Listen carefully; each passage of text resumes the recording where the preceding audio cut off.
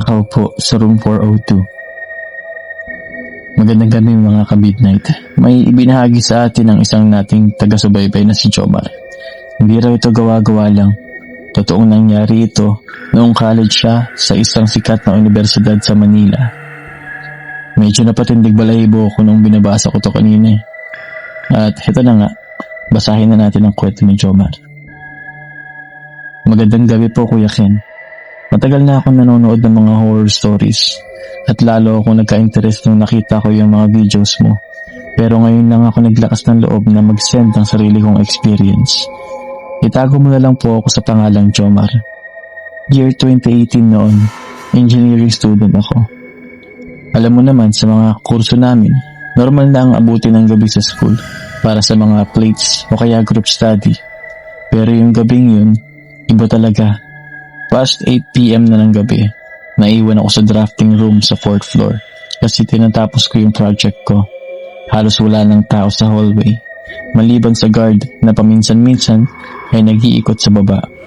Habang naglilikpit ako ng gamit, narinig ko yung malakas na pagkaladkad ng upuan mula sa katabing room, sa room 402. Sa isip-isip ko, baka may naiwan lang ng janitor o kaya kapwa ko student. Pero ang nakakapagtaka, wala namang ilaw doon. Dumaan ako sa tapat ng room 402 para silipin. Dahil sa liwanag mula sa hallway, nakita ko na may isang babaeng estudyante na nakaupo sa dulo. Malapit siya sa bintana. Nakayuko siya. Parang nagsusulat. Akala ko talaga tao. Kaya tinawag ko, sabi ko, "Miss, baka malakan ka rito, madilim na." Hindi siya sumagot. Hindi rin siya gumalaw. Pero biglang lumamig yung hangin sa paligid ko. Yung tipong maramdam mo hanggang buto. Bigla siyang tumingin sa akin. Pero Kuya Ken, wala siyang muka. Parang blurred na puti lang yung nasa harap niya. At nakasuot siya ng lumang uniform ng school namin na hindi na ginagamit simula pa noong 90s. Sa sobrang kaba ko, hindi na ako nakapagsalita.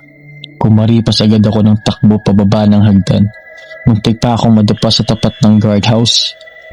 Tinanong ako ni Manong Guard, "Bakit ka hingal na hingal, Jomar?" Noong kinuwento ko sa kanya, tumahimik si Manong. Sabi niya, "Swerte mo pa anak. Kasi yung nakita mo, hindi lang nag-aaral yan. Naghahanap yan ng makakasama niya sa huling exam." Doon ko lang nalaman na may estudyante palang nag-suicide sa room 402 noong 1994 dahil sa sobrang pressure sa grades. Mula noon, hindi na ako nagpagabi pa sa floor na yun. Hanggang ngayon, kapag naaalala ko yung blurred ng muka, parang nararamdaman ko pa rin yung lamig sa room 402. Salamat sa pagbahagi ng iyong kwento o ang iyong nakakapanindig balahibong kwento, Jomar. Kayo ba? May karanasan din ba kayo sa school nyo na hindi nyo may paliwanag? O mga nakakatakot na naranasan noon? I-comment nyo na yan o i-message nyo sa akin. Muli, hanggang sa susunod na kwentuhan, mag-ingat kayong lahat, lalo na pag nasa dilim.